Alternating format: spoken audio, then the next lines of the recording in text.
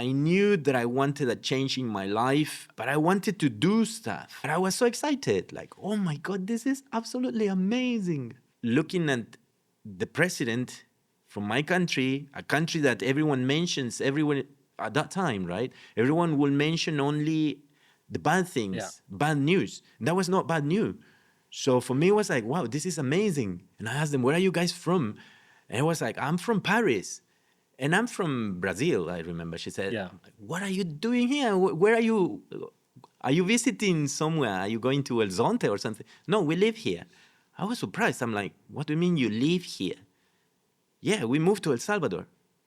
Why? Why would you leave Rio, Paris?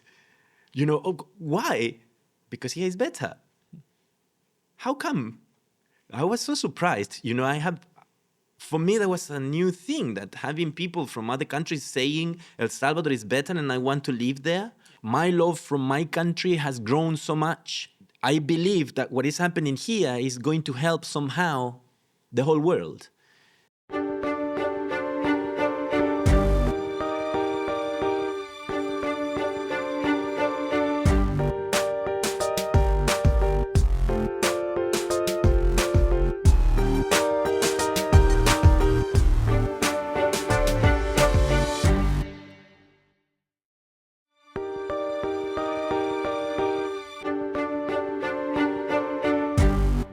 Excited today to have somebody who's kind of grown up in here in El Salvador and is, I don't know if you're quite as old as me, but at least closer to my age. Usually when we get Salvadorans in here, they're very young. And so be excited to hear your history in El Salvador and kind of what's brought you through working through Cubo Plus and then Plan B. And then I know now you're working with the Department of Education, which they're doing quite a bit with Bitcoin education now. So just please introduce yourself, and I'll probably interrupt you with some things along the way. So perfect.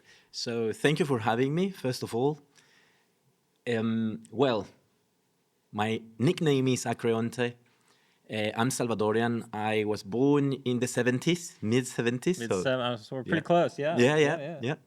So, I grew up here in El Salvador in the 80s. You know, there was this civil war.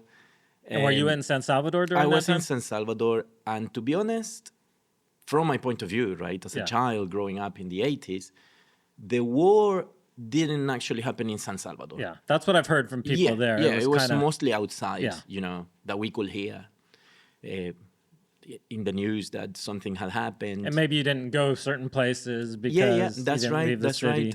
Yeah. But for us, it was like normal, let's say.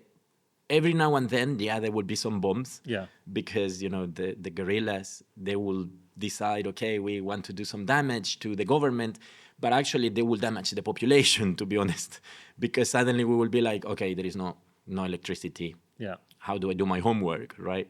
So things like that. So how old were you? I know there was at one time like an offensive where they came into San Salvador, and I know that was kind of a surprise for the people living in San Salvador because that was the first time they'd really seen the war firsthand. Right. How old were you then, or what range? I think I was about 14 years old. It was in 1989. Okay. They call it the Ofensiva hasta el tope. Something like up to here. That's it.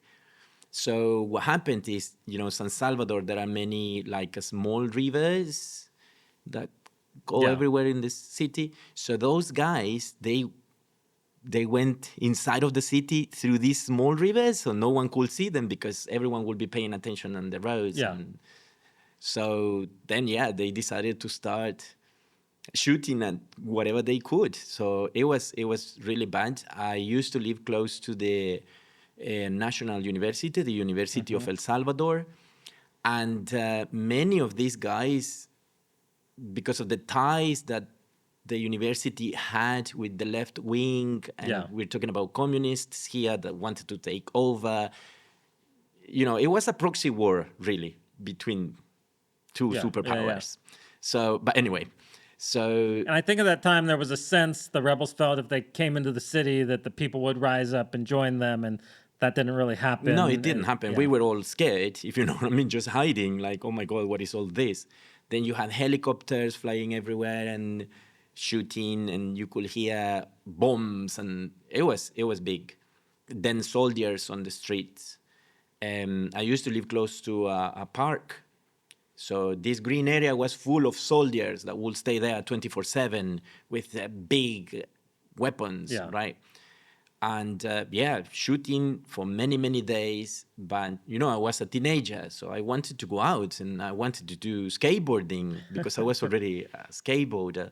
So, and I loved it. So I would just go like, okay, it's daytime, it's fine. Because we had, I think it's called martial law, like from 6 p.m., you shouldn't go out of the house because why would you be doing Yeah. during war, outside? So yeah, it was hard that time. Yeah, those days were scary. Yeah.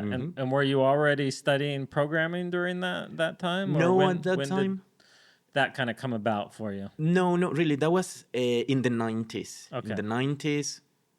Um, So the war ended. There was the peace agreements, I think, was it 93, 92? I think it was something like that. Yeah. Early 90s. Early Early 90s. 90s, definitely, yeah.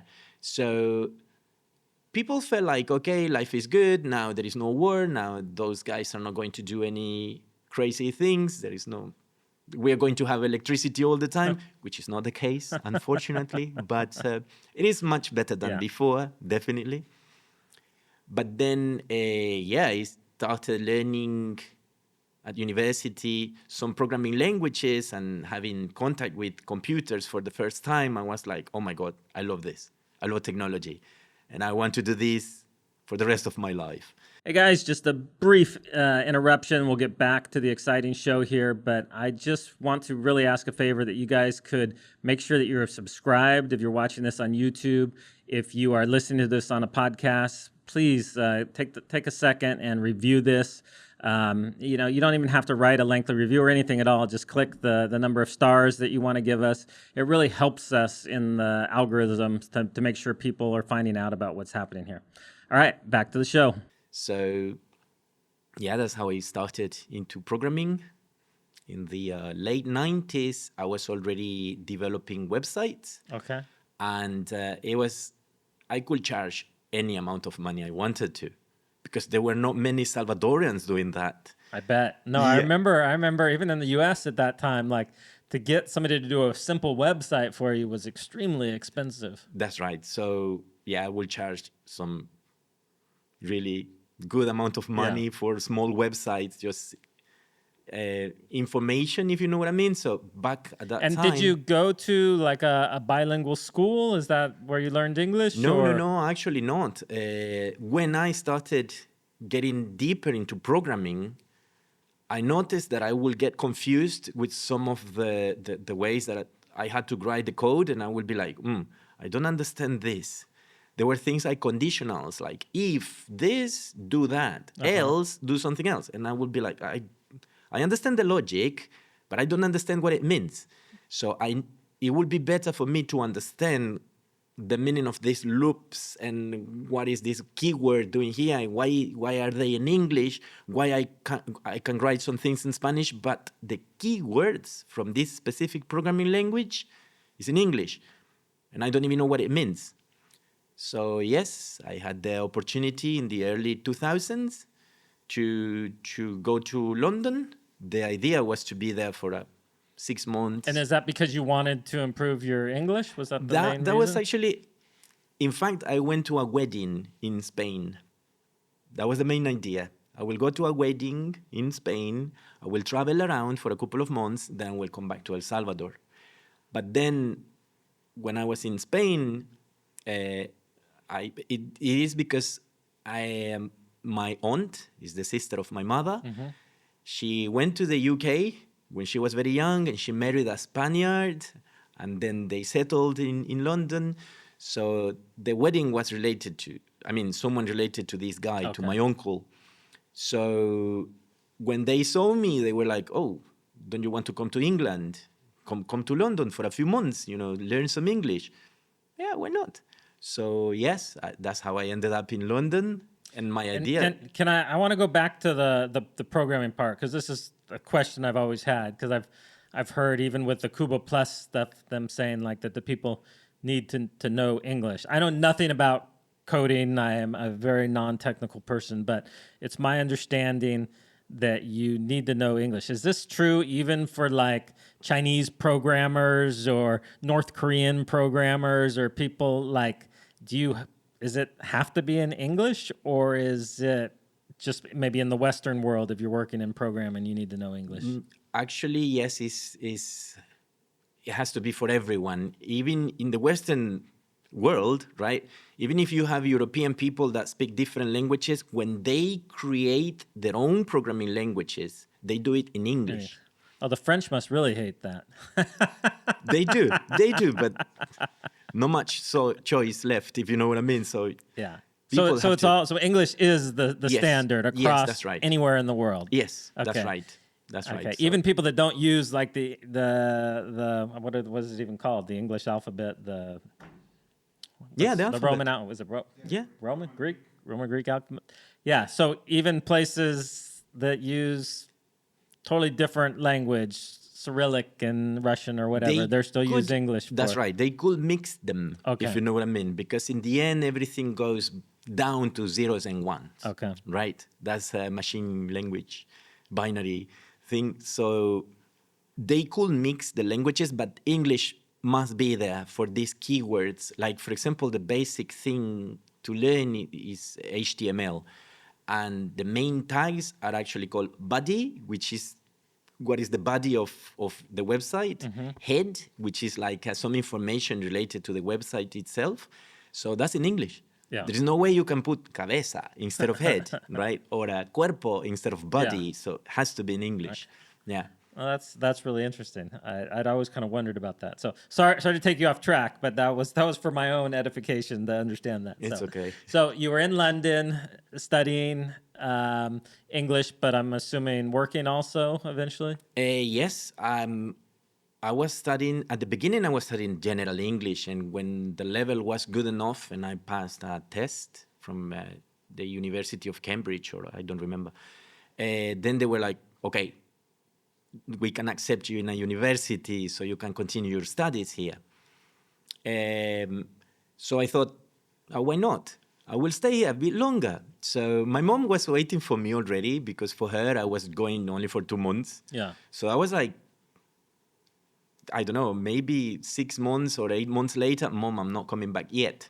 I'm going to study a bit more. For a Salvadoran mom to have their boy not come home, that's That's right. That's right. So the thing is that when I was studying English, my English teacher, she was the same age as me. Somehow she started flirting. I wouldn't blame her because, Latino. So she was European. She's European. So she was like, okay, what do we do? Should we? And, I fell for her. So I stayed. We started living together with her. And we lived together for 10 years, actually. So, yeah. But anyway, I'm sorry. I'm mixing things now. So, yes, I was working in a hotel while I was finishing my studies. I studied a master's degree in digital media because I still loved technology and I wanted to study things related to technology. And digital media was like a big thing at that time because, computers were kind of newish, even though they had been in the world for decades, but not personal computers. They were kind of newish. So this was like a new world. So it was very interesting. So I finished my degree, but while I was studying it, I was working in a hotel. At the beginning, I was the concierge, helping people with the luggage while learning English and also studying. So then when I left the hotel, like a year and a half later, they were already training me, so I would be a general manager from a branch because the hotel was expanding. They were opening branches everywhere in London. And I was already the duty manager in the hotel. So that was interesting, and I mention it because I learned many things from managing teams Yeah. that has helped me on what I'm doing these days. So yes. Yeah, there's no way to really learn that other than to have that experience of having people under you, of realizing that their problems become your problems. That's If they're right. in a fight with their wife, then that bleeds into you're dealing with all those things, the drama between workers, and how you navigate that, and how you keep your team cohesive and Yeah, and yeah. all moving in the same direction. That's So right. And also, you know, I learned how different, but now this is with the time, right? How different it is to lead teams from the UK or from Europe comparing to teams from El oh yeah. Salvador, but that's something else. No, El Anyway, Salvador is very top down, very where UK is more of a flat structure for sure. yeah, yeah, yeah. So back, because it was the first time that I was leading a team, by the way, and I remember this because you mentioned something. It is that because it was the first time, as I said, I would be very strong with my people, like, okay, guys, go and do this, very bossy, Yeah. right? Because I didn't have experience, I didn't know how to. So for me, it's like, okay, I have power now, I can do what I want, and I can ask them to do what I want in the way I want it. But then I was learning from my managers, my line managers, that was not the way. And they were not telling me, hey, don't do it that way. They were telling me with their example, Yeah. right? Showing me with their example, like, okay, can you help me with this? Can we do this? And I would be like, that's a nice manager, and he's treating me nicely. So I should be like that with my people. In the end, we are together on Yeah. this, and we have to work together to finish this goal. So yes. But anyway, so exactly when I finished the degree, I thought, okay, now they are training me to give me my hotel to manage, right? But I have this degree in things related to technology. I love technology. I had developed some tools for the hotel, um, tools, small tools like software, pieces Yeah. of software to help us with things related to running the hotel. So I thought, no, I have to do something about it. So I started looking for a job, and then I started working. I found a job in like an advertising agency. So we were doing websites for big brands like L'Oreal, Pantene, Head and Shoulders, Alfa Romeo, UNICEF. Really nice for the whole of Europe. So it was very interesting. For example, how languages, because it was for the whole of Europe, you will create or design the website in English, and English is so short, the sentences, they just go to the point, while the translation in Spanish, we had to do something to the design because it will always break it. Yeah. Because in Spanish, we add so's and we add this and that, and like the sentences end up being very, very long. So that was interesting from my point of view. But yep, that's how I started working in this field related to what I loved, right? Technology. Then I continued growing. Then I was offered that job in a gaming company. Gaming, by the way, is related to video games, but in the UK is more related to casinos, right? So I learned a lot about how casino games work because I will develop them from scratch, Okay. like roulettes Yeah. and blackjacks. But for many years, I was working in the bingo team, right? So we would develop bingo games. But then at the same time, there would be like small games that would be like, okay, try your luck, choose one of these options. But it was already programmed Yeah. to whatever option you will choose, you will always get what the computer or the program had decided to give you.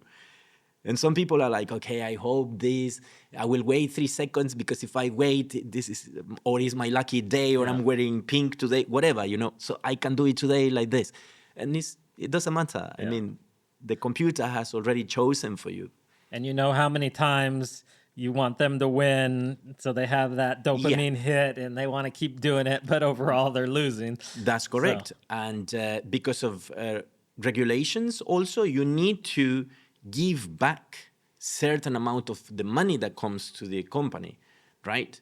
So you have to, okay, I have been given $100, let's say, so I need to give back, I don't know, $70. So there will be a winner that will win maybe $50 and another one $20. yeah, And then the rest will get nothing, or maybe it could be divided, but the gratification will be more visual and like audio, like, oh my god, 1 cent, but like with explosions Yeah. and sounds like you're a winner, and people are like, oh my god, I won 1 cent, and they spent 10 cents, Yeah. right? But that's the way it is. And by the way, I associate this very much with the shitcoins casino. I was just thinking that. It's a I think big that's relation there, you they know? basically But, watched that yeah, how they sucked money out of people, and yeah, they give them yeah, that same thing. They get these ones that 10x, and they think that yeah, and that they're yeah. gonna get lucky again on the next one, and It before you know it, is. they've lost all their Bitcoin. That's right. It is. It is related. I Yeah. mean, anyway, that's something else. But so yes, I used to work as a video games So developer was that, back. were you back in El Salvador at that time, or were No, you no, in in the the UK? UK. Okay. Yes, yes. I was working for like big gaming Yeah. studios. Um, and it was cutting edge technology at that time in the 20, 2010, for example. I remember we were broadcasting live, a person that would be live, like Uh-huh. with the roulette, right, spinning the roulette. But then the roulette that will be shown to the players will be digital. Okay. So we will develop it as the video, Yeah. and the video had to match with what we will Yeah. show. And it was nice. It was very interesting because at that time that was like, wow, this technology is fantastic. It was not like now that you have live streaming and Yeah. broadcasting all sorts of things. But yeah, it was very interesting. Very interesting. So then what brought you back to El Salvador? Good question. So you remember that I mentioned my ex-girlfriend? Yes. So we were together for 10 years, then we split up, then, yeah. Those kind of reasons, I was like, no, I need a break. I need to go to El Salvador. I will go there for about a year, just to relax. And I did it. Came back, and I did nothing, just staying at home, which was really, really boring. Seriously, when people think like, okay, I want to get retired, don't. It is really boring. You need to do something. Yeah. So at that time, I was staying with my mom. So I was like, Mom, the walls are not really nice. I'm going to paint them. So I started painting the walls. Then I don't like this. And so I was trying to do something, but at the same time, like not doing much, not Yeah. thinking, not, forgetting about all the things that had happened to me back in England, right? Nothing bad, just, so then that's why I came back. But then I went back to England, and all my friends were like, oh, nice to have you back. Let's go for a drink and this and that. So I was going out very often, and I didn't have time to actually look for a job. And London is so expensive. Then I realized, oh my God, I'm running out of money.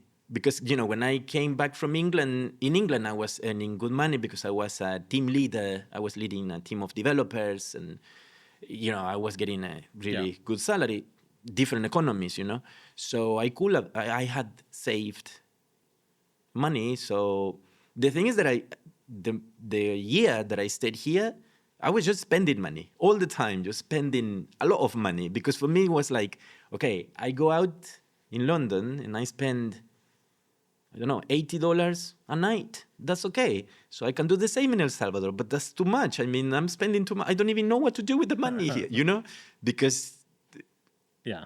the economies, as I said before. So the thing is that when I was back in England for those few months, I realized, okay, I need to have an income here if I want to stay longer. Otherwise, I won't survive. It's too expensive, and all my friends are going out all the time, and they had not noticed that I don't have an income, so I'll go back to El Salvador. So I came back and started working in a company as there is a concept in programming where a manager becomes someone that is a facilitator. So a manager usually tells you, do this, this, and that. A facilitator helps you with your tasks, right? Do you have an impediment? Are you impeded? Is the task okay? Or what can I do so you can finish it on time? Or, it's different. So that's what I was doing in this company. It was nice. Then is when the El Salvadoran culture hit. Because, for example, in England, every time I had moved jobs, it's because I wanted to. It's because I was offered something different. Yeah. Like you grow really fast. From junior, you start learning so many things, but then a couple of years later, another company tells you, okay, you want to be not senior, but like not junior developer, Yeah. just a developer, and we will pay you more. And so you moved. And then you start learning more because they use different tools, different way of doing things. So you learn a lot when moving companies. In England, in El Salvador, is not the usual thing. In here, you start in a company and you stay there forever until you die. That's what my parents have done, and grandparents, and so on and so forth. So the usual thing here is just to stay in one company forever. And not even, from what I've seen a lot of times, the goal isn't even really to move up. It's just to keep your job. And so you have people, instead of thinking about like innovating and growing and moving up, they're afraid to do stuff because they're like, well, what if I do something wrong? I might lose my job. And so you have this very risk-adverse culture. I think that's changing a lot in the last few years, but historically, that's how it's been. It is the case, yes. Because remember, we came from a war, civil war, and then so there were not many job opportunities. So you will value your job, like, okay, I'm here and I want to keep my job. Maybe those things are related, I guess. That's why people are definitely. like That was the fear. There was like, and I feel like in the U.S., the like driving thing is people want to move up, but yeah, and they're not that afraid of losing their jobs. But here, that was the fear in everything. And so you see it even sometimes, like people won't make a decision on something if you ask your waiter, hey, can you do this instead of that? They're like, oh, I need to check with my boss, because they're always afraid of like doing something that's going to get them in trouble. That's right. We are like that. The culture here is like that, and because of the background, I guess. It is going to change, I guess, eventually. I feel like it's already changing. It is changing, I feel like right? even in the last few years, I've seen like a significant change. Yeah. Especially with the younger generation that's people come want in. to grow. Like they want to learn more. Yeah. They want to do more. Well, and I think because jobs are a lot more plentiful now, so people aren't as scared of losing their job, because they're like, well, if I lose my job there, I know I can get a job over here. And so I think that creates more risk taking. And I just think the younger generation has a different vision. They're more hopeful, where it used to be everybody lived in fear. Now people are like, hey, tomorrow's going to be better than today. Next year's going to be better than this year. And so there's this sense of hope in the population. Yeah. Absolutely agree with you. I can also feel it. So what I was telling you, I was working for this company, and then I forgot the word, because there is a specific word that describes when one of the owners wanted his brother to take over. So instead of, because I was like the big boss in that company. You think of nepotism? Nepotism, yes. So I was like, oh my God, okay, I cannot do anything about it. Yeah. They are the owners, and this boy is going to replace me. That's fine. I'm leaving, right? Then also going to interviews and not getting jobs. That was new for me, because in England, seriously, they will check your CV. They will speak with you. They will see, okay, you are a good match. You already know this, and that. We won't spend time. We will not. I mean, they don't. They do what they have to do. They know that. While in here, it takes a bit longer, the process, and they check, and they need to find the perfect match, which is almost impossible, right? Yeah. So if you're a good match, we will give you the opportunity and do your best and like that. But yep. So then I worked for a couple of companies here related to technology. But then there was a time after, well, during the pandemic, right? That I actually just right before the pandemic, I started getting interested into Bitcoin, which is actually what we are going to talk about now. So I got interested and I was like, how can I do that? Where can I buy some Bitcoin? I want to get some Bitcoin. I really like this thing, the whole thing that is happening with So this. did you, at that time, did you hear what was happening here in El Zonte? Had you heard? Just a few things. I Uh-huh. had seen like not a documentary, I think but like Forbes had done something. I don't know if you saw that, but Forbes did a story on, it was around maybe that time. that was the one that Yeah. I read, and then I was like, okay, so now I know how to get some Bitcoin. I need to go down there to El Zonte. So I remember during the pandemic, but at the very beginning, I think it was 2021, because in 2020, I was frustrated because for me, okay, the easiest thing to do is just to go to an exchange and then buy something there. But I used to use a VPN. So when I wanted to open my account, automatically it said like, okay, you are in Germany. What's your address in Germany? I'm like, no, I'm not in Germany. I'm in El Salvador. They didn't let me change Yeah. that, and it was a big mess. So I was frustrated for a couple of months. From November, I remember 2020, January 2020, still writing to them, emails and telling them, okay, please, can you do something about it? I'm not in Germany. I know nothing about Germany, so I'm in El Salvador. I can give you all my details. I didn't know about the importance of KYC. Yeah. I didn't care about KYC. I was Yeah, like, yeah, oh, yeah. I'll give you all my full name. No, And no, I did. it was almost impossible for Salvadorans to buy Bitcoin because most exchanges like wouldn't allow them, or if they did, their bank account here in El Salvador would freeze their account as soon as they tried to buy any. Yeah, that's right. So for me, it was really frustrating. Yeah.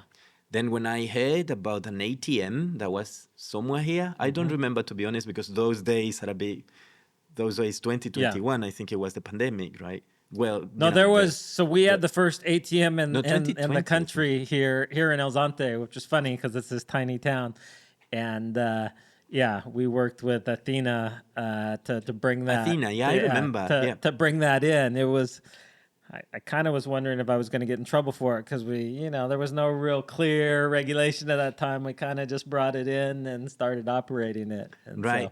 So I came looking for that ATM, and I didn't understand because it said there that I needed a wallet to download a wallet, and I was like, what do you mean a wallet? So someone, I don't remember really well because, as I said, I think it was 2020. I don't remember, to be honest. 2021. And they were trying to help me, but I was scared. I was like, no. I don't know. These guys, maybe they want my $20 because for me, $20. I want to try with. So I was really scared, and I'm like, no, I'm leaving. And I learned it there. Download this wallet, blah blah blah. I think Athena will promote some wallets. I can't remember, but maybe they recommended Because a couple different ones. I think they will. No promote, sorry, but Yeah, recommend. yeah. Yeah. I think the Bitcoin Beach wallet didn't exist, or was it It already? was being developed. It depends on what time you're at, but yeah, that was right around that time when we started rolling it out. So Right. Well, the thing is that I got frustrated Yeah. also because, first of all, I was scared. I was not allowed to live in the city because of the pandemic, Yeah. so on and so forth. So I was like, no, I'm going to do it. I have to. So I came, and 15 minutes later, I went back to San Salvador. Like, okay, no, I will try another day. Yeah. I will see what this wallet, what it means. So I downloaded a wallet, and then I was reading from friends on Facebook, oh, Bitcoin is bad for the environment and all those things that don't make sense. But anyway, you should try this one instead. This is the new Bitcoin. So I made a mistake. of starting with shitcoin because it was a new Bitcoin, Yeah. right? And yeah, it was like, this is interesting. And it was actually the bull market starting. So, and I was like, well, I still want Bitcoin. So that wallet allowed me to get some shitcoins and Bitcoin. So I don't remember if it was self-custodial, maybe not. Shitcoins, you know. Anyway, so that's how I started. Then at the same time, I was studying a diploma in cryptography, which was like, okay, cryptography, cryptocurrencies. Oh my God, this is amazing. I will go all in. So obviously, in the end, I lost a lot of money for shitcoining. It went terribly bad. I also tried trading. And because I'm a software developer, Yeah. I developed my own bots. So I had a bot, Telegram bot, by the way, that will check on 80 different shitcoins, how they will behave, and it will detect big jumps like going up or down within a short period of time, and it will be like, okay, this is a pump, there is a dump coming, so I will bet, casino style, trading this, I will bet that this is coming down. Yeah. Obviously, I lost a lot of money because trading it's not good. It's a casino. We all know that, right? But I had to learn the hard way. Yeah. I lost, few hundreds of dollars. It's better to learn in the beginning with a small amount than get sucked into that later when you have a large amount of capital at As stake. a Salvadoran, trust me that a few hundred of dollars is Yeah. a lot of money. Yeah. Including, I was so unlucky that I saw this other new Bitcoin called Terra Luna, and I was like, okay, I'm going to $100, 200, hundreds of dollars, and suddenly that thing came to zero. The story is terrible. So that was terrible, but I had to learn Yeah. the hard way. Yeah, right. So yeah, at that time, I think it was 2023, that I was like, okay, this is nice. I like my bot because it works most of the time. I'm terrible at this because everyone is in the end. I mean, they can't believe that, oh yeah, because the stars are aligned. But I already knew from my background from developing casino games that the stars have nothing to do. Your luck has nothing to do. Your lucky shirt or whatever, nothing to do. So yeah. Then I was like, okay, should I go back to the UK? No. Should I go to the US? Yeah, that sounds interesting. I can do that. Yeah, it's in my list of things to do. I haven't done this kind of things. I haven't jumped from a parachute, or I haven't done skydiving. Or let's go to live in the US. Also, I had applied for a job and I got the job offer. But some really weird things were happening at that time because I knew that I wanted a change in my life. I was a professor at a couple of universities. I was teaching game development, game design. But at the same time, that was not for me because I love teaching. I love sharing my knowledge, but I wanted to do stuff, right? So I was thinking, okay, Texas, there is a big thing related to technology there, and this is where I wanted to go to. So London, they already know me. I know the companies. El Salvador, interesting things are happening here, but I still don't know what is happening. It's a bit confusing, everything, but yeah. So then actually something happened before. When I was shitcoining, I remember 2021, Jack Mallers went on stage at the Bitcoin Miami Bit conference, something like that. So, and he mentioned that he was wearing a Salvadorian T-shirt, and I was like, is that El Salvador? Okay, that's interesting. And now I want to show you this, and he showed the video of President Bukele. I started crying. I was like, oh my God, that's my president. That's my country being mentioned. What? And he mentioned what he said, that Bitcoin will be legal tender. I had a few I had some, Satoshis and also shitcoins. But I was so excited, like, oh my God, this is absolutely amazing. So for me that was amazing. And again, I cried, right? Because I was so emotional of looking at the president from my country, a country that everyone mentions, everyone at that time, right? Everyone will mention only the bad Yeah. things, bad news. That was not bad news. So for me, it was like, wow, this is amazing. My president, wow. So, but anyway, going back to what I was telling you, 2023 at the beginning, I was like, okay, I will do Uber driving while I decide what to do, or finding a job here, or moving there, or no, this is okay because I'm not committed to any job that I have to quit later Yeah. on, or no, I'm okay. So I will do Uber driving. It's really relaxing. So I do nothing more than listen to the music that I like with AC on, speaking to people. Usually people are very nice. So this is cool. So I remember one day it happened that I ended up somehow, because I'm in San Salvador, right? Yeah. So I went to Santa Tecla to drop someone. Then I went to Zaragoza to drop someone else. And then the application said, from El Salvador to El Salvador. Okay, so I took it.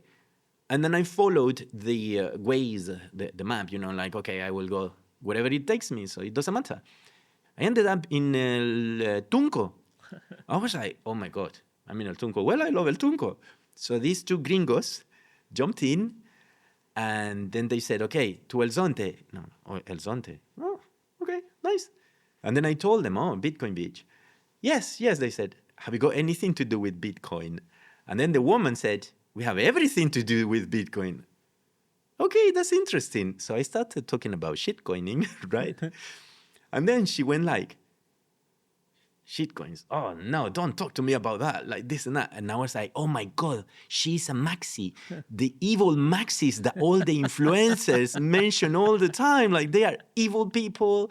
They want to eat you alive and don't even mention that you love this beautiful world of shitcoining, right? That's what they tell you, these influencers, crypto influencers, right? So I was scared, like, oh my God, I better keep my mouth shut. So that was the first time that I met a maxi. Few days later, in another trip, I went to the airport to drop someone. Then these other two people jumped in, and I'm like, okay. So the guy had a name, like a French name. And they looked gringos. Gringo for us is everyone who is not Salvadorian. Yeah. They can be from any country. So the thing is that these two gringos jumped in. I started talking to them. I was wearing an FTX hat. So, they just looked at each other like, so FTX. And I'm like, yeah, do you know about crypto? And I was like, Bitcoin? Because I knew that if there would be maxis, they will tell me off, and they will be, because they are evil, and they don't like humans, they, whatever, all the bad things that. So, I like Bitcoin. I love Bitcoin. Oh, which wallet do you use? I'm like, I won't tell them that I use the Binance wallet, right? Chivo. Oh, no, you should try something else, this and that. So, to make the story short, it was actually Noor Okay. from Bitcoin, from Blink Yeah. wallet. Yeah. And it was amazing because I drove them from the airport to their house, and we had a really nice conversation. She was with the boyfriend, now husband. Mm-hmm. He was so cool. And I asked them, where are you guys from? And he was like, I'm from Paris. And I'm from Brazil, I remember. She said, Yeah. what are you doing here? Where are you? Are you visiting somewhere? Are you going to El Zonte or something? No, we live here. I was surprised. I'm like, what do you mean you live here? Yeah, we moved to El Salvador. Why? Why would you leave Rio, Paris? Why? Because here is better. How come? I was so surprised.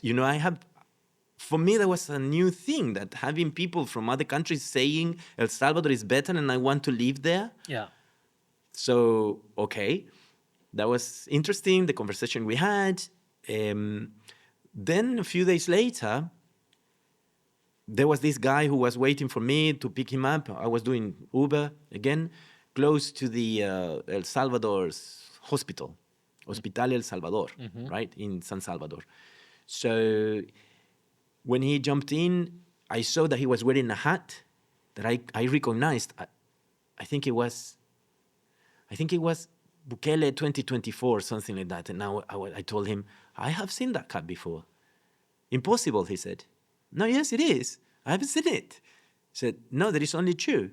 My boss has one, and this is the other one. He said, who's your boss? Max. I'm like, oh, you know Max? And then we started talking about Bitcoin, that I knew that I had to say Bitcoin because otherwise, another Maxi that is going to kill me. And so, yeah, we started talking. I was driving him to, I think he was going to his house, yes, to pick up a USB key because he wanted to print some leaflets. So I drove him, and on the way, we started talking about Bitcoin. And he asked me if I could speak English. And I said, yeah, with my funny accent, but I do. I speak some English. And he said, do you know about technology? I'm like, yeah, I know something about programming. Yeah, I love it. And he said, no way. No way. He said, okay, please apply to this program called Cubo Plus, right? And I was like, yeah, sure, I will apply. But in my head, I was still thinking, okay, should I go back to Texas? Should I go to Texas? Should I go back to the UK? What should I do? I don't know. So when I dropped him, he said, can you wait for me? So, okay, I waited for him. He went for the USB key, for the USB drive. I took him to a place to print out these leaflets. We went to a university to drop them to the director of the university. That was for the students of that university to invite them to the Cubo Plus program. And he gave me one leaflet. He said, okay, keep it, scan the QR code, and apply. So that night, I was like, So okay. was this Mario? Mario. Okay. That was Mario. And I told him that I had met Noor. And he was jealous. He's like, did you meet Noor? I cannot believe it. Yeah, and someone else that I don't know who she is, but it was a gringa who wanted to kill me because I mentioned shitcoins. So, yeah, I applied. I understand maybe the numbers are wrong, but I understand that about 150 something people applied. From them, there were selected about 55 people, I think. Because, there were prerequisites like English, so they will have like an English interview first, an interview in English, then a technical test to see if you could program, how good you were. Because of that, that was like a filter, and then we were about 55 people who started the program itself. Okay. And yeah, I was like, okay, I'm not going to anywhere. I'm staying in El Salvador. This looks very, very interesting. The first lecture was by some Italian guy. I forgot his name. He was amazing, really energetic, Italian. Like, okay, guys, look, this is amazing what the cypherpunks have done and blah, blah. So I was so excited. And suddenly I saw that Giacomo Zucco sent a message to the group that were watching this video. And I was like, oh my God, Giacomo. I had already read about him because after I met Noor told me, okay, look, these are the things that you have to do. Open a Twitter account, follow this and that, and download a proper wallet. Blink is good, obviously.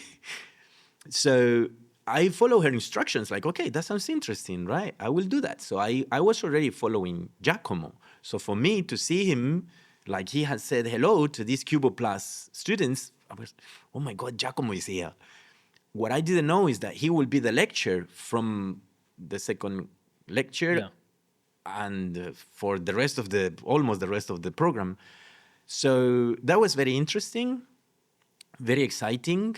Yeah, they had a very interesting way of teaching, like very pedagogical, if you know what I mean. Like every week we will have small tests about what we had seen the previous week. So that it will be kind of gamification. I don't know if you're familiar with the term, like with in a fun way. Sorry, this is like in the end of the Cubo Plus virtual lessons. The few people that passed, because there were filters, natural filters, because some people were not really interested. Yeah. There were other filters like the tests. Some people will fail, so they will be like, no, this is not for me. And in the end, only about 21, as far as I can remember, by coincidence, by the way, this is what I heard, that by coincidence, only 21 of us passed to the following stage, which was not like virtual, but like In person. in person.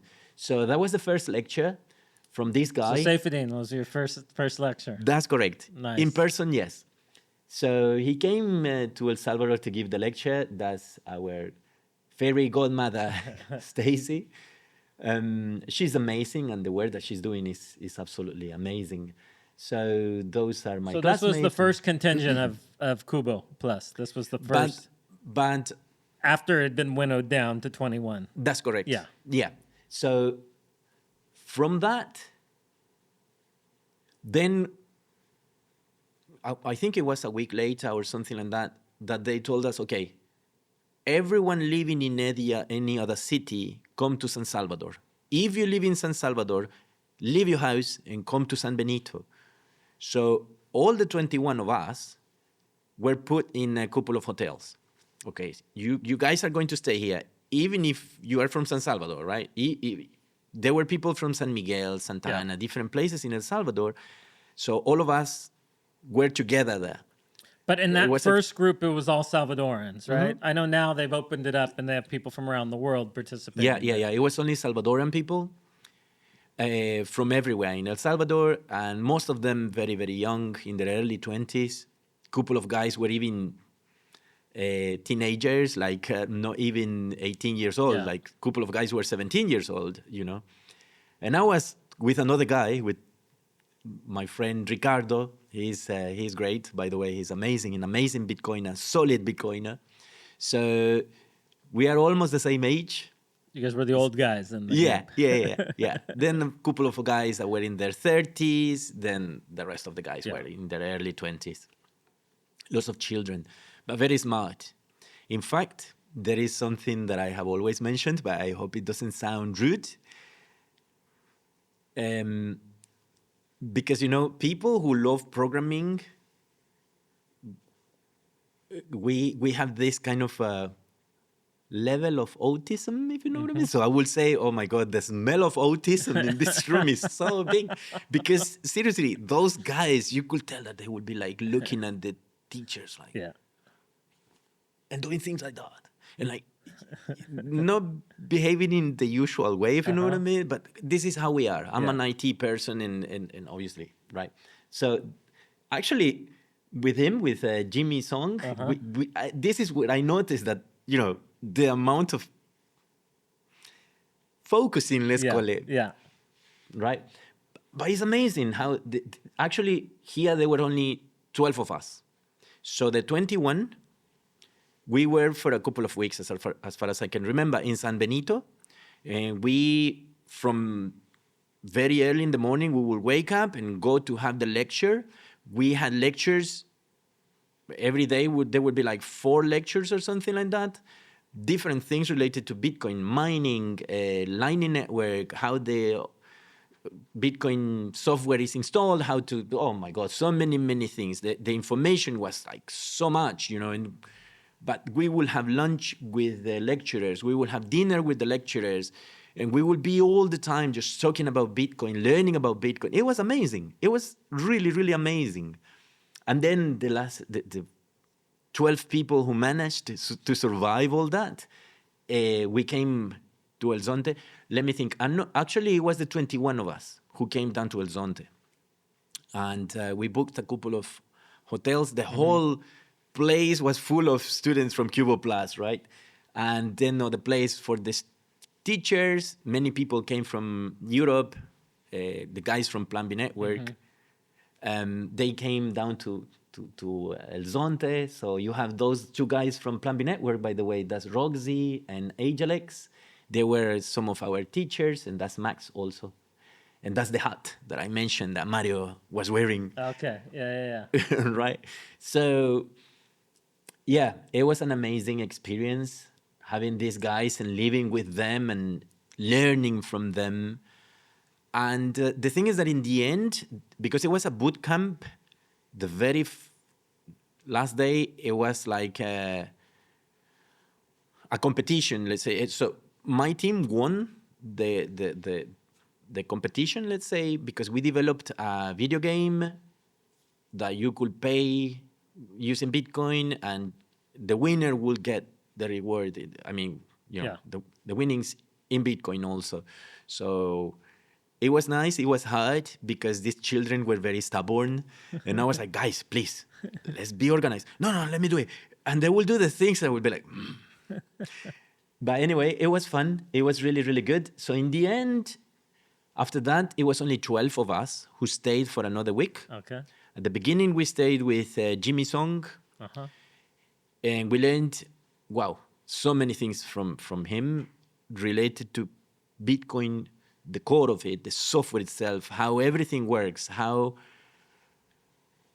why Lightning Network, which we learned later on, is Bitcoin, even though some people say, no, it's not Bitcoin. It is, because what we learned from Jimmy Song is like every single thing that happened to a transaction until it's broadcasted and added to a block and added to the blockchain, so on and so forth. But then later on, after the Jimmy Song lectures, it was with Lisa Nifty. So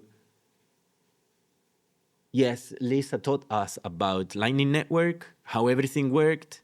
So then we learned, okay, so now it makes sense that here what is happening is everything is exactly the same as in Bitcoin on chain, that you have a transaction and it's been signed by the two parties or three, or the amount that is necessary, and then it stops at being broadcasted. So it's not being broadcasted. That's the difference. But in the end, it's Bitcoin. So it was very interesting what we learned from her, and that was it. For most of us, that was it. For the 12 of us, that was an amazing experience, and that's it. It's over. However, 5 of us were selected to continue our studies in Viareggio in Italy, and that's us in Italy. That's I don't know if Mario is going to be happy with us picking that picture of him. That's like when I post something, my wife's like, "Did you even look at the picture? Look how bad I look in this before you post it." So, But we're boys, we don't care Yeah, much. A yeah. girl like my friend Naomi, she might not be happy. She will Yeah. be like, "Oh my God, I'm not smiling. Oh my teeth," or whatever. She will say something, but us, we are okay. So that's us in Viareggio. So we have more things that happened in Viareggio. Where we continued our studies. I think it was about 2 more weeks or Okay. 1 week. And in the end, there was a conference called Build the Builders. And so, question: Yes. as the Cubo Plus program, do you guys have to pay for all this? Is it scholarship? How does that work? It was a Because I mean, you're scholarship. traveling all over and doing Yes. how these big name teachers coming in, I and know. so if it was something you had to pay for, it would be extremely expensive, I'm assuming. So how does all that work? For us, for Salvadorans, it's a scholarship. Okay. So we didn't pay. And that first cohort, so the first Cubo Plus generation, we were very lucky because, as I mentioned before, every week there will be a test, a short exam, Yeah. but it will be with gamification. So with funny things coming in the questions there, and then you will select the question, and the one who will select the right question in the shortest period of time will earn more points. And after the whole questionnaire, the one with the highest points will get $15 in Satoshis, right? The second place, $12. The third place, $10. From the 4th to the 10th, $7. So that will make a study. Like, I want to get these sats. Yeah, I want yeah. to, you know. So that was good from my point of view. So we always wanted to be at the top, It's top, right? yeah. And yeah. So it was not only a scholarship, but we will also get some sats. So for me, it was fantastic.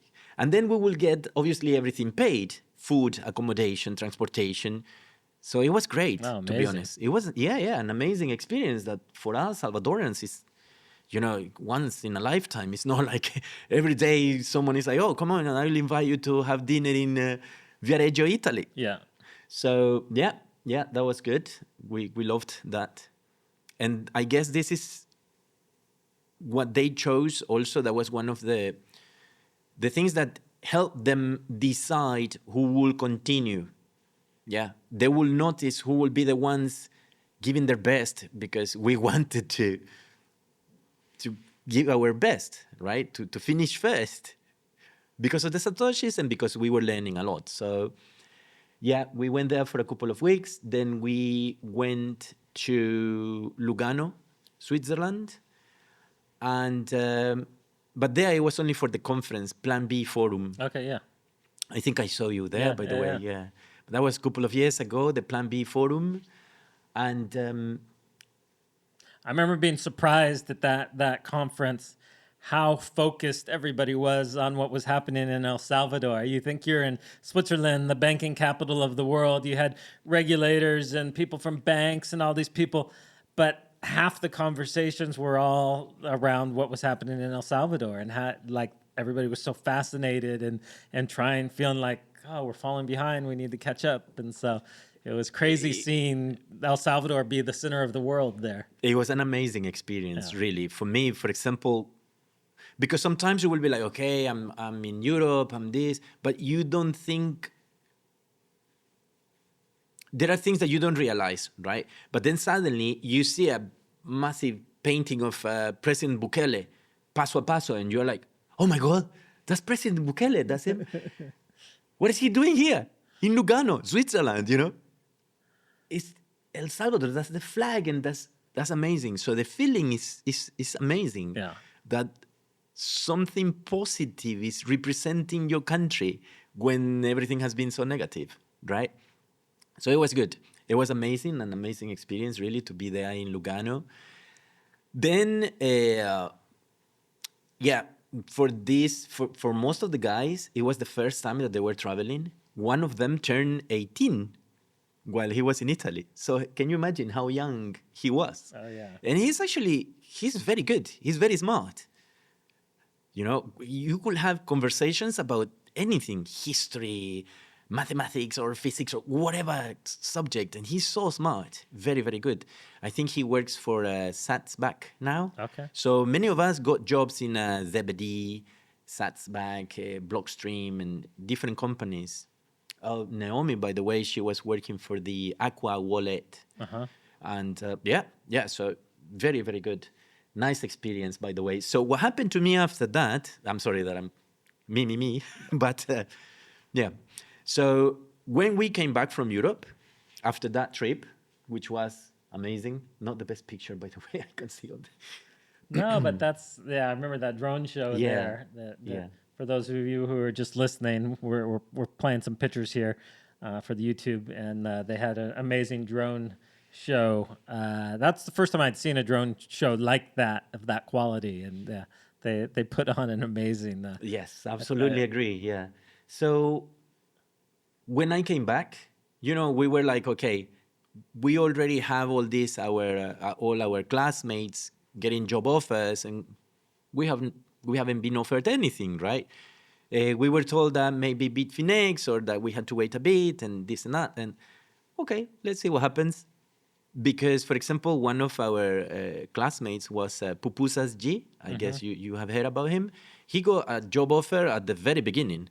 We were here in El Zonte when he was called by these guys from Plan B Network. Hey, can you join us? And we were like, they're going to tell him off because something has happened. And no, it was he got a job offer. So when we came back, we were like, okay, now let's just wait. And Then a couple of days later, I got a phone call from the president of the Digital Assets Commission that if I could go to his offices to speak to him. So I went there like the following day or maybe the same day. We had a nice conversation. He needed someone with the IT background and also with knowledge in shitcoining, which I had, unfortunately, right? Part of my past, terrible past, but it's the past. So, yeah, we had the conversation, and he said, "Okay, we need someone who knows about this and about that." And I'm like, that's me, okay.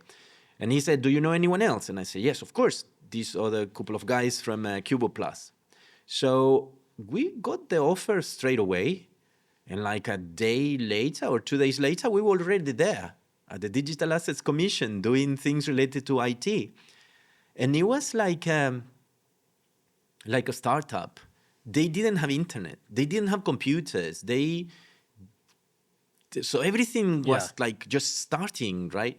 So we had to set up everything, like, okay, the specifications of the computers, the connection to inland revenue. I don't know how to call it, but Hacienda we call it here, Hacienda. like where you pay the taxes. Like the IRS. The IRS, yes. So we had to create a connection directly with them. Lots of technological things, right, that they didn't know how to do. We were the experts, so we had to do it. So it was a very, very nice experience. It was hard for me as a maxi because, we had to read all these applications from shitcoin companies that they wanted to come over to El Salvador and have this license to operate. And, okay, this is good for El Salvador because we have to regulate, because this exists, right? Things exist. I mean, shitcoins exist. The best thing to do is to regulate them so we make sure that they do the things as legal as possible, but as fair as possible towards our citizens, right? So if they start showing some kind of, then we cut the license and we ask them to pay back the people who have spent money there. So it was good having this. It is actually good from my point of view, having this framework that blocks everything that has to be blocked, so on and so forth. So then after that, after a few months, I was contacted by Plan B Network, and they told me that they wanted to open offices here, and if I was interested in being the head of the Salvadorian offices as an operations manager. It was very exciting. Obviously, that was not getting paid in fiat, but then now getting paid in Bitcoin. So Plan B was they paid everything in Bitcoin. Everything. Okay. So that was amazing. I was like, yeah, of course I'll take it. So I started working for them. The thing is that it was again like starting from zero. We didn't even have offices. We didn't have anything really. And we had big plans, like growing, and not only I would become the regional manager, operations manager. So I would be looking after the whole continent, from Canada, United States, Mexico, down to Patagonia in Argentina, right?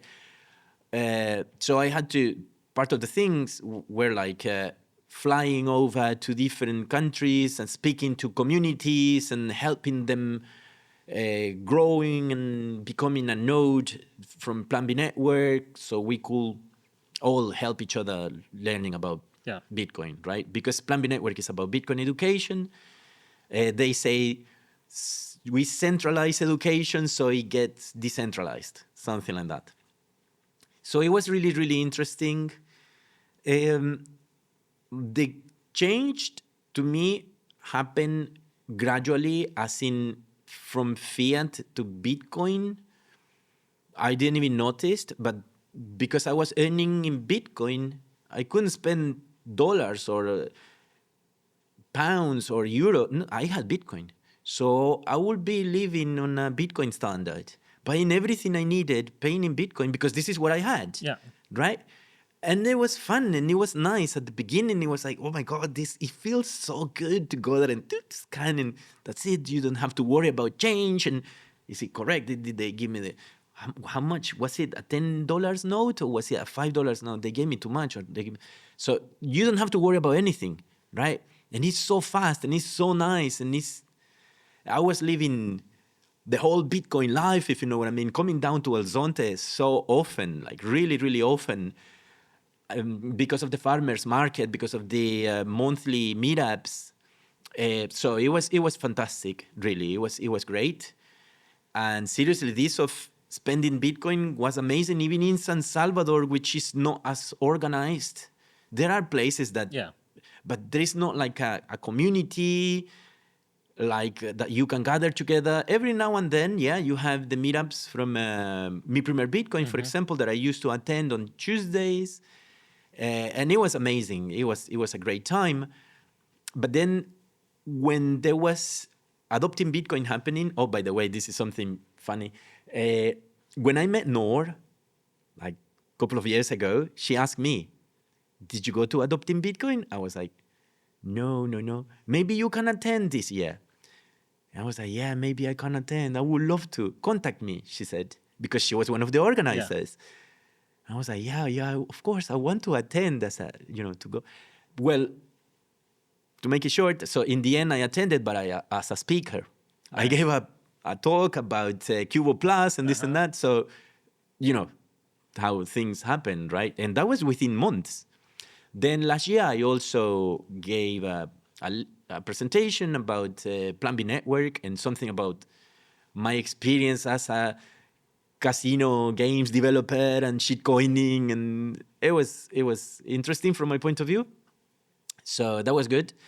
So I was working on preparing things related to adopting Bitcoin because Plan B Network was in charge of the main fiesta, the main party that was in downtown San Salvador.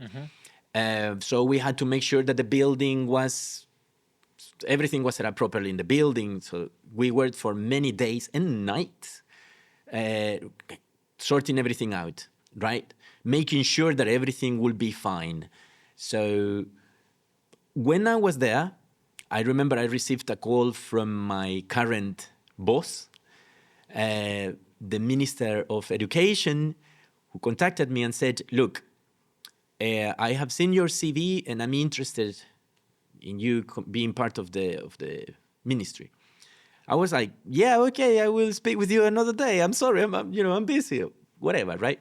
But then the process started when I said yes, of course.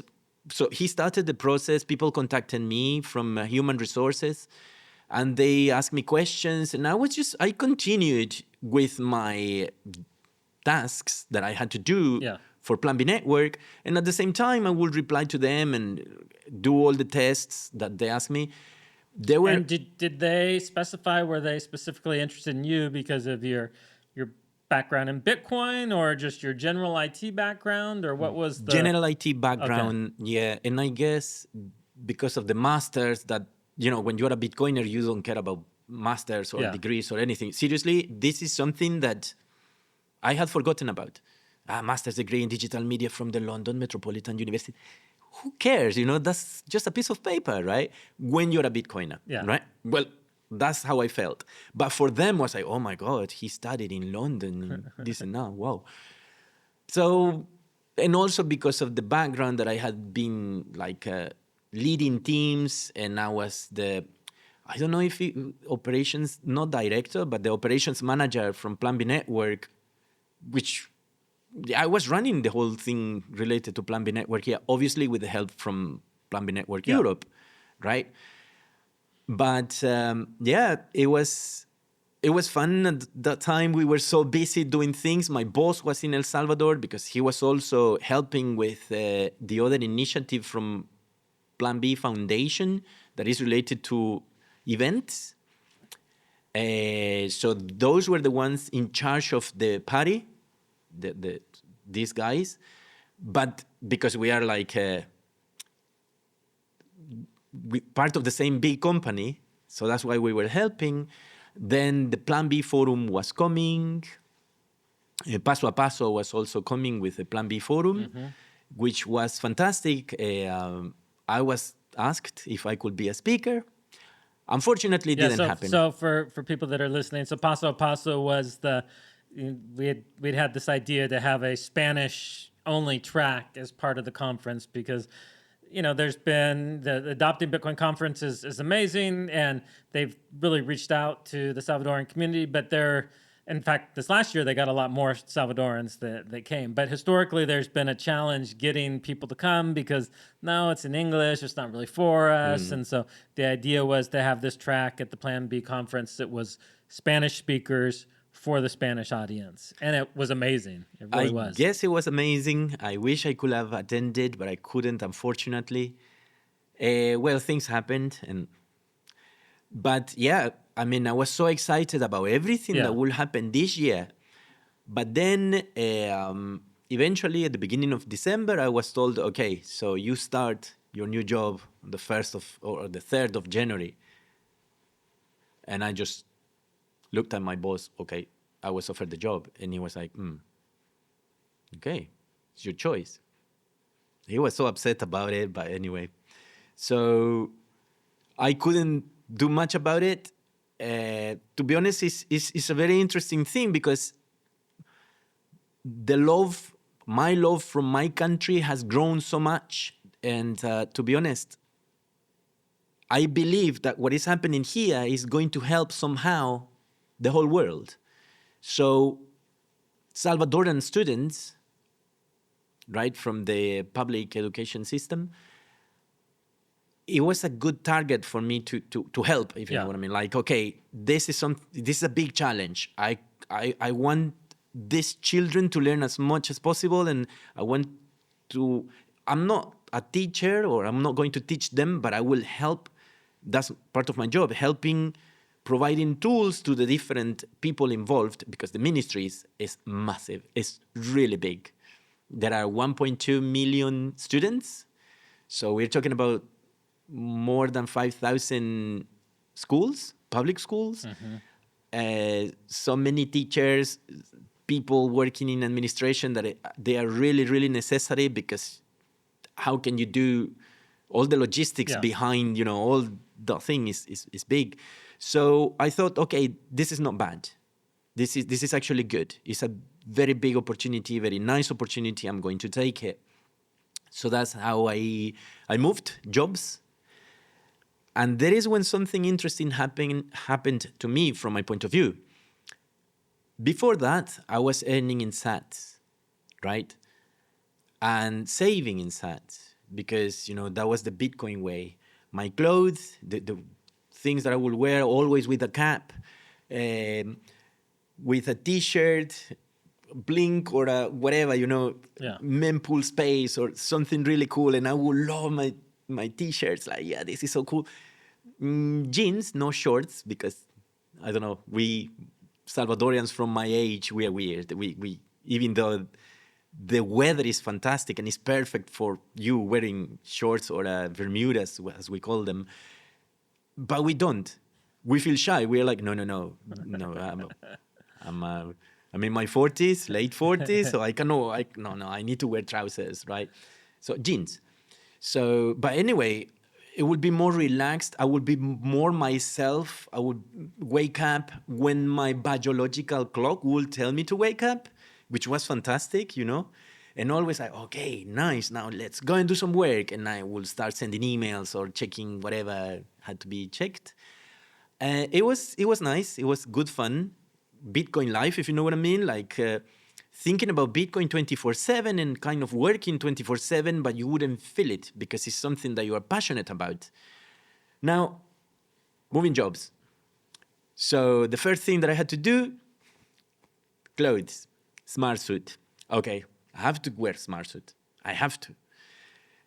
So I went with my car. My car is a Kia 2014, so it's 11 years old. I bought it brand new back from when I came from England, and Fiat mentality at that time, so I need a brand new car. Well, there you go. So I paid the money. But now I'm like, I love my car. Last year I was like, I love my car. It takes me to places, and this is what I need, right? I don't need anything big or fancy or anything like that. Now, working there at the ministry and looking at the SUVs from the directors, I'm like, I need to change my car. I need to buy a nice and big SUV because this is what these guys have. So again, my mindset was becoming Fiat. And it was, I had this fight that didn't happen when I started living in a Bitcoin standard. It just happened naturally. But then now I'm like, okay, I'm earning Fiat. And I didn't think that I would be earning Fiat. I would think like, okay, now I need to dress nicely. Now I need to speak nice. And now I need to, degrees are extremely important for them because they don't call you by your name. They call you by your title. Yeah. So you have two, like bachelors, we have ingeniero or licenciado. And in my case, I have a master's, but I don't have a bachelor. So it's something weird that happened, but it's the education system in England that allows me to, because of what I had studied before, they said, okay, you can study the master's. But I feel weird, and I'll be honest with you, I'm studying a bachelor now because it's kind of necessary in this world of Fiat, if you know what I mean. Like, you have to. I feel the pressure, and I'm like, okay, eventually I will have a bachelor degree. And again, as a Bitcoiner, that just doesn't make any sense. It's not important at all, right? But unfortunately, I'm not living in the Bitcoin world anymore. Now I'm more like in the Fiat world. So the things that have changed also is that I don't value Fiat.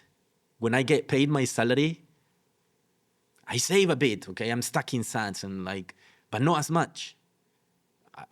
On the sats, this is something else, but I'm going to tell you later. Dollars is like, yeah, whatever. I will get more eventually, and then whatever. And I spend them in things that I don't really need. Not all the time. I'm trying to still be like, have this low time preference kind of thing, way of thinking, but it affects.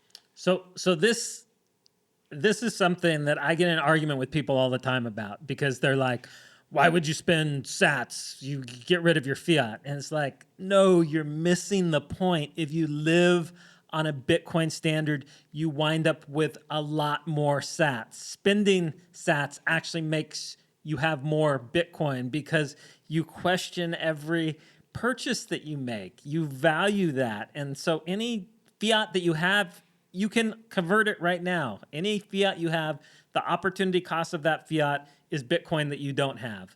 So unless you're in a place where you have no ability, which is very few people, to exchange your fiat to Bitcoin, you are choosing to remain in the fiat world. And because you're doing that, you have less Bitcoin because you spend the money more freely because you don't value it. Like if you move to a Bitcoin standard, you will spend less money and you will have more Bitcoin. There's like no other way around that. It is absolutely the case, and this is what I wanted to tell you that is happening to me, and I feel embarrassed about it, but I'm being honest.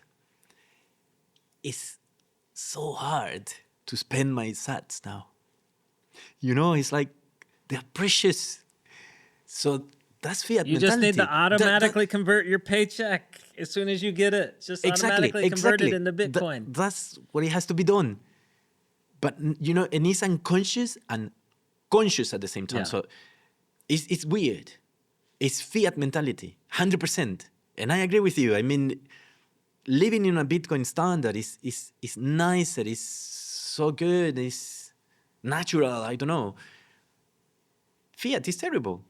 And your mind is, you know, I don't know, I don't want to say bad things, but it is terrible, fiat mentality. But it's so easy. It's embedded into the society, if you know what I mean. And depending on who you are with, then that's how you take decisions, right?